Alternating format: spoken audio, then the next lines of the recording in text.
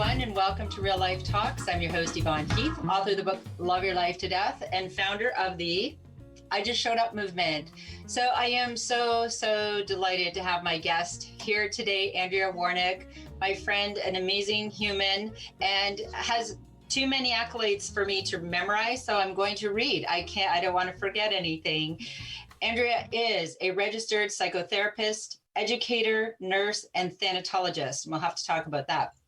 She supports those who have experienced the serious illness, dying, or death of someone close to them. With years of nursing and counseling experience, both in Canada and abroad, Andrea brings to her work a rare mixture of medical and psychosocial experience. And we will be talking about, the elephant in the room. It's there. Even if it's disguised, the elephant is in the room. Yeah. We globally are experiencing layer upon layers of grief.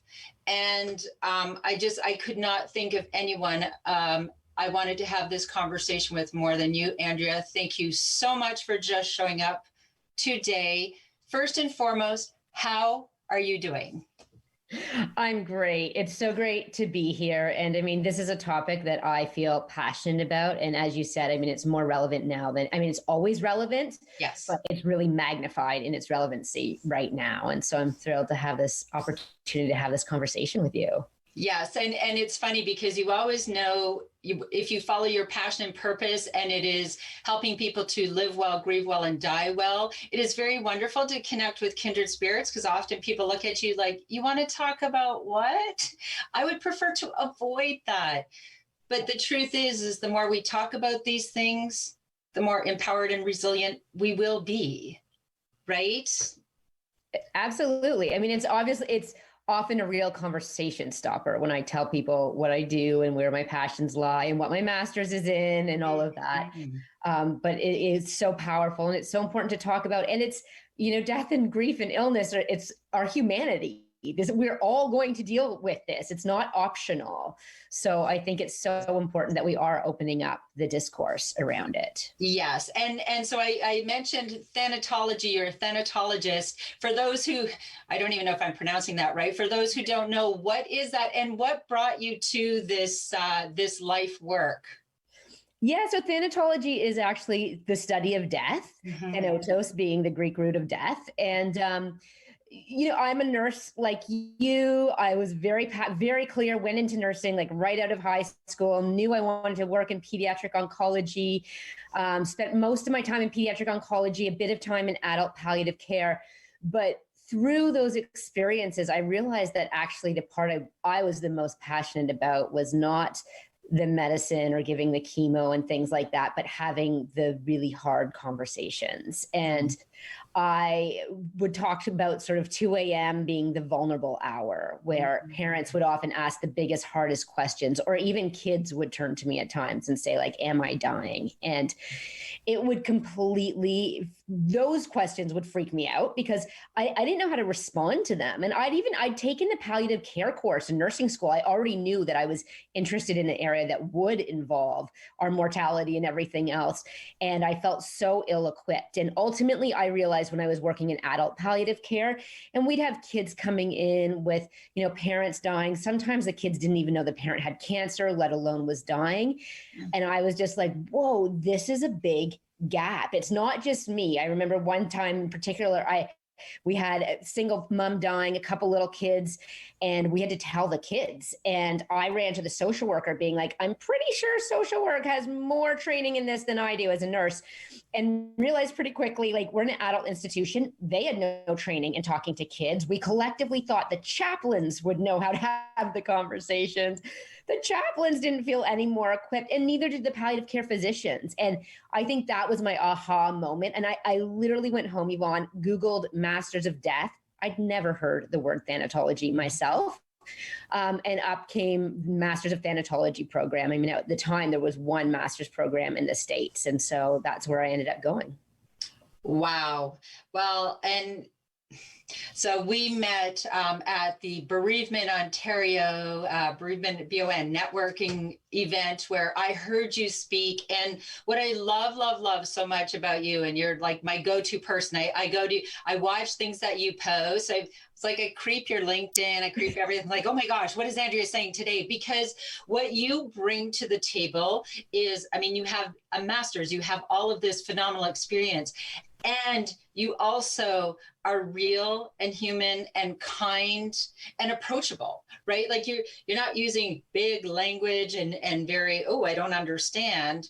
You're just having real conversations. And grief isn't, I don't claim to that grief is easy for me either. That's why it's like, keep your enemies close. Like I want to understand it because it's hard for all of us, isn't it? Absolutely. I mean, thank you for that. And yeah, I'm trying to figure it out myself as well.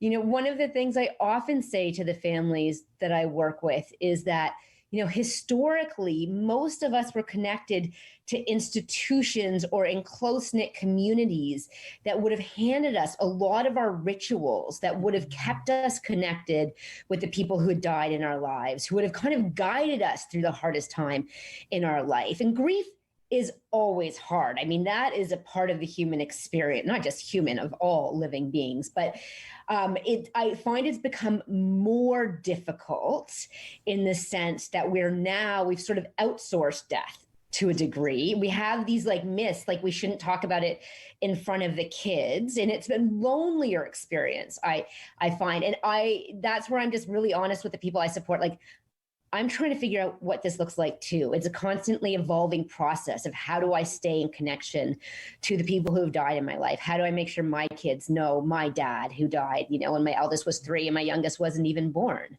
Right. It's the protecting the children thing. And it's funny because I've just become so passionate about this and knowing, again, we're always learning, we're always evolving, and no, this isn't easy for any of us. And that's my aha moments. I was a chemo nurse in chemotherapy for 15 years. And I finally looked at other professionals around me and said, are we well prepared personally and professionally for grief? And everyone's like, oh gosh, no, we're awful at it. And I said, well, then who's guiding community? And where do we talk about before grief arrives, right? We're very reactive to grief, not proactive. And then I know that is something that you want to have these conversations throughout life. And that's why when I was doing my TED Talk, I was so passionate about sharing a good an empowering message. And I reached out to you and I said, what do you think of this? And you said, yes. And the "and" that I included was have these honest conversations and include children. Yeah. And include children. Do you feel that these are conversations we should be having and normalizing throughout life? Absolutely. I'm always encouraging people seize the teachable moment, right? The teachable moment is that moment that was unanticipated and all of a sudden there it is. I mean, maybe you're watching a Disney movie. Somebody always dies in Disney, right? So you're walking down the street and there's a squirrel that's died. And instead of just trying to rush the kids by without having a conversation saying, oh, look, like the squirrel died. Its body doesn't work anymore. It will never work again.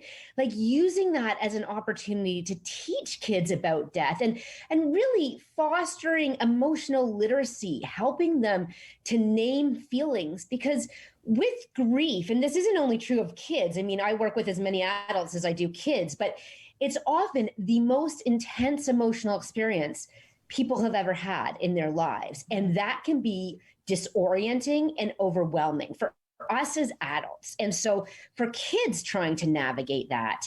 And that's where I find that if we can teach kids different feelings, it's maybe just like reading a bedtime story and it has nothing to do with death or grief, but saying, what do you think this character's feeling right now? What are some safe ways to get out really mad feelings when we have them?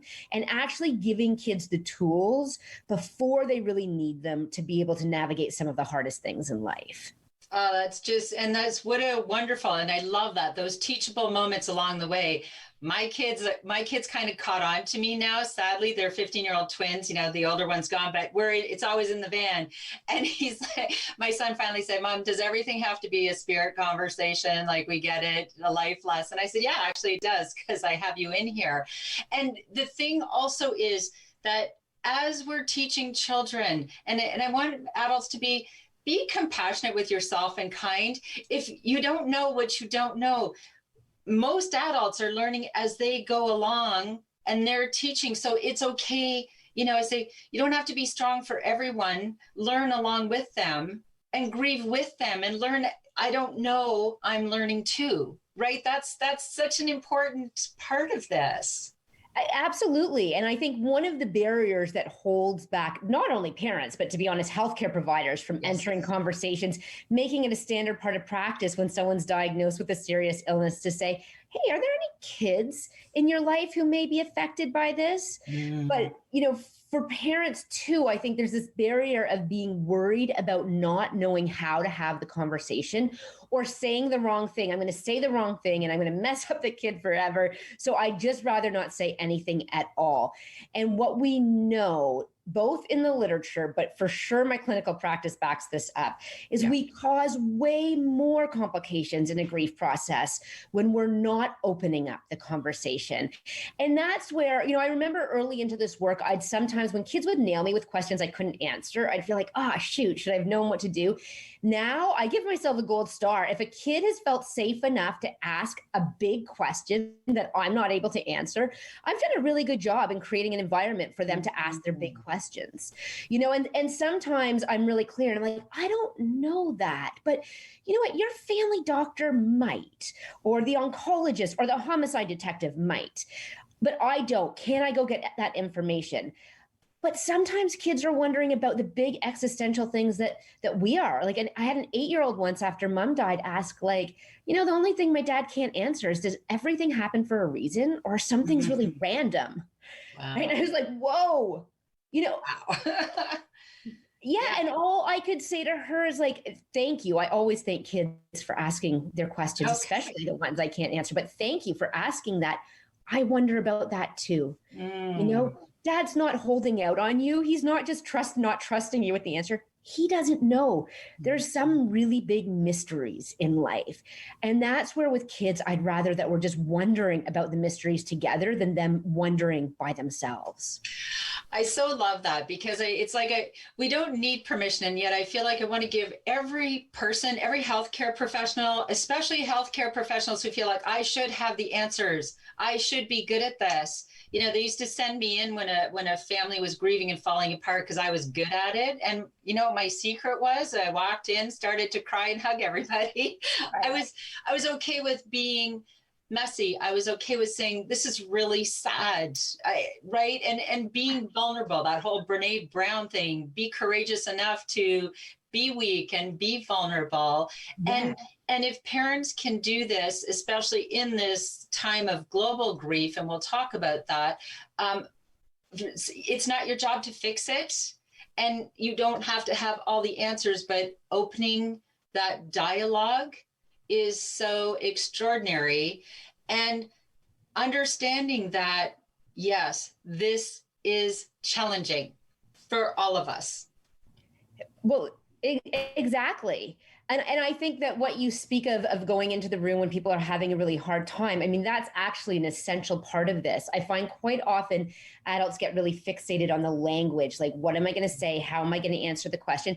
Look, language is important. I'm always saying to people, don't use euphemisms. Don't say we lost grandpa. Say grandpa died. Kids lose things all the time, right? And then find them again. So, just call it what it is. Call it cancer, call it ALS, call it death and dying. However, to be honest, I find the more challenging piece is this act of bearing witness, seeing kids when they're devastated. And that instinct is often so strong in adults that we want to fix it, or we want to distract, or we want to throw something material at it just to make it go away.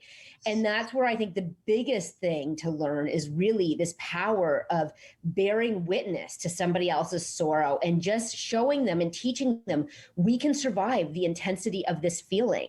most kids are going to shift out of it much faster than adults. We don't need to help speed that up. And it's really a reframe for kids too. I find a lot of kids feel like if their emotions are coming to the surface and stuff, that they're being weak. And we really, like, I really work, not just with kids, but adults too, to reframe that, much of Brene Brown's work. But actually, that's strong. That's brave to allow yourself to feel your biggest, hardest feelings. That's an act of strength. Is everybody listening? No more apologizing for tears, right? I've had so many people, they're crying and they're apologizing. And I say, I will not apologize for my tears. I usually make myself cry and at least one other person, because this is really sad. This is really sad right now. Yeah. And I think so many important points, just bearing witness. I love that. And not comparing our grief. And I think that is really, truly important right now in this we're speaking right now in this pandemic. COVID-19 has wreaked havoc on our lives. There are some people that are disappointed and some people that are devastated, right? I mean, we've had everything from, I can't go to school, to my mom died and I couldn't be by her side. I mean, that's devastation. And if we can just allow everyone their space, right? Isn't that such an important part of all of this, Andrea? Absolutely. I find with COVID-19, there's been such a wide range of experiences. Exactly like you said, a lot of disappointment, right? A lot of grief, a lot of devastation. Grief is already isolating and a lonely experience for a lot of people. I find that's really been heightened. But the other thing is, like, there are some people who've done okay in COVID as well, right? And who aren't grieving, or even people who, like, things have slowed down in a way that they're kind of like, this is more manageable. Or kids who are realizing that actually being as scheduled as they were, I had a kid too who was actually pretty happy just to be at home and not go to school. Right. So, I think that there's been such a wide range, but we really have to have it on our radar. For those who are grieving, there are extra barriers to a healthy grief process right now. Right. And I feel, as always, when people don't know what to do and don't know what to say, just show up, just check in, listen, have those conversations. And people, it's so funny because I think when we forget about the lonely person, the person who's isolated, we also feel guilty. So I say, put a reminder on your phone. Call Joe once a week. Check in with Joe, talk to him at the end of his driveway, because that is also going to help fill your own heart, right? Knowing and checking in with just one more person. If we are just checking in with each other, because we have grief is already isolating. We have the pandemic. And now again, we have the holidays coming up. We have Christmas, and whether someone, celebrates Christmas or not, it is still a time of, there's time off and people are often on holidays. And I feel like people are already anticipating grief and how awful it's going to be. And I would love to maybe change the conversation, around that with people, like certainly acknowledging that grief and disappointment, and sort of, and now what? What can we do, right? Any kind of advice or tips that you feel you'd like to share? Because it's, I already feel it, right? I already feel people getting anxious about the holidays. They're not going to be the same. So no, that's right. They're not. They're not. Well, absolutely. And I mean, I think the first thing is just like allow yourself to feel the disappointment from that, right? I think sometimes we're better at trying to like do the act of bearing witness to other people's sorrow than we are for our own, you know? So allow yourself to feel the disappointment. Don't just brush by that. But then, think about like, okay, what are some of the things that we can do? Many of the families I work with, on the first holidays after someone dies, like that is particularly tough. So that's going to be really heightened this year too. That's where I find a lot of families alter their traditions. Sometimes, like I really encourage families, and this is true whether it's the first year or the 10th year or it's specific to COVID, talk to each other. Because sometimes I find adults are like, we are not doing this. Like, we are not doing like putting up a tree or whatever else. And then the kids are like, wait a second, like we were so excited about that. Mm-hmm. And that's where you want to talk as a family, you know, about what the plans are, how things are going to be different. I'm really encouraging for this year people to almost like make a list, like who are the people in your life that maybe normally would be at the holiday table, you know, or that you would be connecting with over the holidays that you can't this year. Who are the people who are living alone, right? I mean, those people we really need to have on our radars. Perhaps what we do is we actually go back to that lost art for many people of writing letters, writing cards. You know, not as much time is going to be spent going to parties and things like that. Can we free some of that up to be like, okay, how are we going to connect in different ways than we've been doing recently? And just being gentle too. I mean, I find one of the things with the holidays, particularly in grief as well, that a lot of people struggle with is like, how do I include my person who died in the holidays, you know, and that could be Hanukkah, it could be Christmas, whatever it is, but finding ways to weave them in to your tradition. I know on our Christmas tree, we have a whole section, like everybody who dies in our family gets a different ornament that year. Like we get an ornament that symbolizes them, or there's actually a photo, right? And so like, we make sure that there's like ornaments for them on the tree. A lot of the families I work with will really struggle because they're like, oh, I should be buying, you know, my partner a present, right? And one of the things I'll encourage or just gently suggest, but, you know, what is something that your partner felt really passionate about in the world and is no longer able to contribute to themselves? It might be a love of animals, a love of nature. Can you guys do something for them instead of spending the money on getting them a gift that makes an animal benefit, you know, that makes nature benefit? So finding ways, because I think one of the essence with grief related to a death is that really helping people realize that, you know, grief doesn't and death doesn't end the relationship. The relationship continues, obviously in a very different way, and we prefer them to be physically there. But I find that the holidays often present opportunities to really reinforce that ongoing connection with the people who have died in our lives.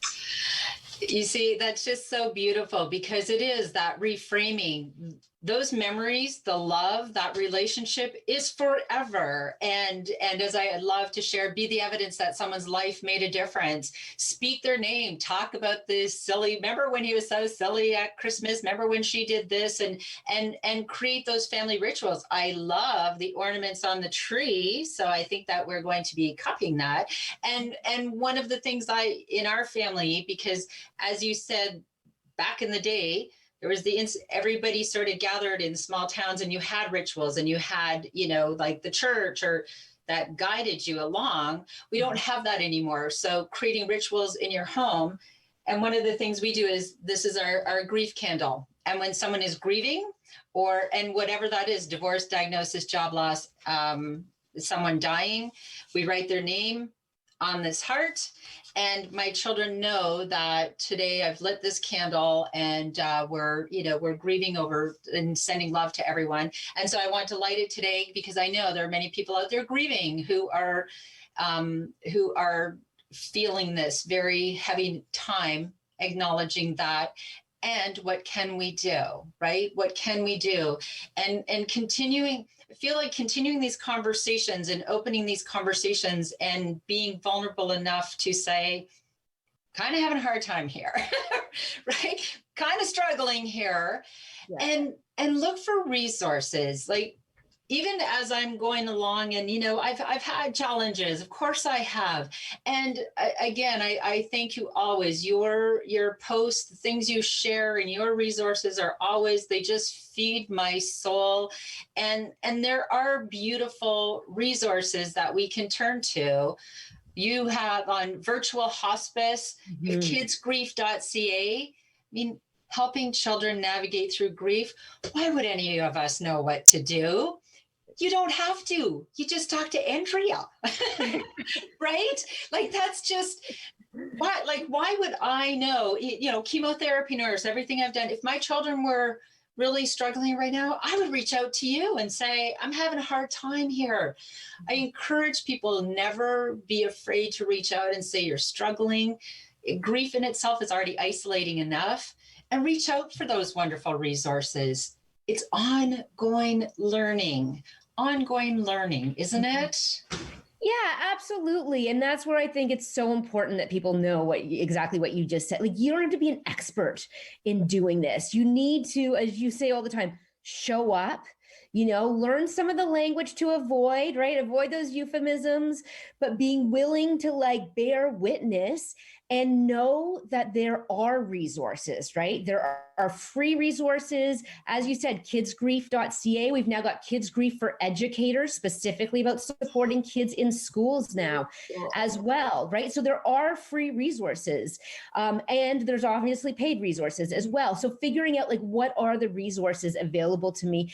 And just knowing, like, particularly when we're talking about supporting ourselves in a healthy grief process and kids, unlike 20 or 30 years ago, there's a lot of literature out there around this too, right? And so you just want to make sure that whatever advice you're actually receiving, it's well informed, because there's so many myths and misconceptions about grief. And that's where you just want to make sure it's coming from a reputable source, but knowing too, like, this is a human experience. We can't just relegate grief to the experts. If we do, we're in a lot of trouble. So there's a big part of it that is just about being able to show up and trust that we can survive the intensity of these feelings, and knowing when we need to get extra support to help us do that. So important. And as I always say, you never know what awaits on the other side of grief. When people say our lives will not be the same, you're right. And your heart will heal. Battered, scarred, never the same, but it will heal if we learn to take better care of ourselves and each other. So when it comes to reliable resources, Andrea, I say AndreaWarnick.com. Please go to Andrea's website. And I'm so excited to hear about kidsgrief.ca for educators as well. So Andrea, I knew this would fly by. Thank you for all that you do to help people to navigate grief and to live life fully. And I so appreciate you and all that you do. Oh, I feel the exact same way about you, Yvonne. Thank you so much for having me here. Thanks so much. So thanks, everyone. This has been Real Life Talks, and we talk about things that might be uncomfortable, but that will help us to live life fully right to the end. So if you want to be able to just show up for yourself and others, my call to action, as always, plan your life, plan your death, and then just love your life to death. And always bring your own tambourine to the party. Bye for now.